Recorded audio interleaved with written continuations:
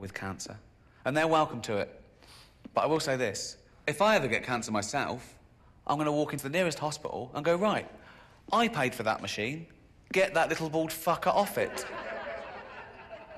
Talking of little bald fuckers, I did the teenage cancer gig last year. What? No, I'd done it 2 years before, but they called again last year. We're still ill. You lasted. It's a great gig, though. The kids with cancer get in for free, and you meet them afterwards, and, you know, they come backstage and you sign stuff for them. And I was doing the gig this last year, and I looked down and I recognised one of them. And I thought, oh, yeah, he came backstage 2 years ago. He was telling me about his illness, and he said he was 18. And that was then, that was 2 years ago, so now he must be 20. So how the fuck is he still a teenager? And I was doing the gig, and he was laughing along, and I was thinking, yeah, you laugh it up, mate. I was fuming. And eventually it got too much for me. And I went, all right, mate, I recognise you.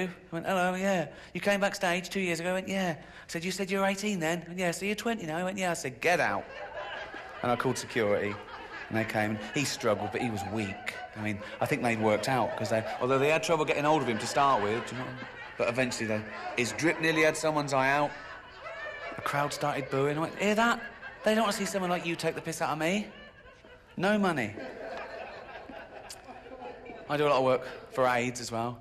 I've worked for AIDS charities for many years, from the mid to late 80s. And back then, people, they didn't know what's this new disease called AIDS? I mean, it's gone from strength to strength now, hasn't it?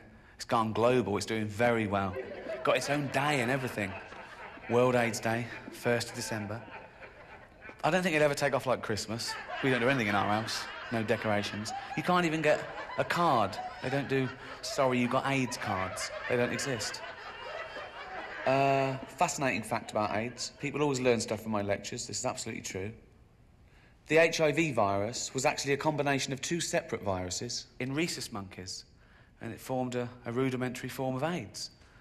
And this was passed to chimpanzees. Sometimes chimps will get a bloodlust and they'll eat a rhesus monkey, and it sort of mutated and evolved in chimpanzees. And because we're 98.6% genetically identical to chimpanzees, it was able to be passed to humans. And the first human contracted AIDS when he was chopping up chimp meat and cut his finger. Although that's the excuse I'd have given. You'd have to come up with something, wouldn't you? Doctor goes, well, you're the first human to contract AIDS. You go, is that bad? Yeah, it can be. Well, how would I have got that? 2 ways. One, you were fucking a chimp up the arse.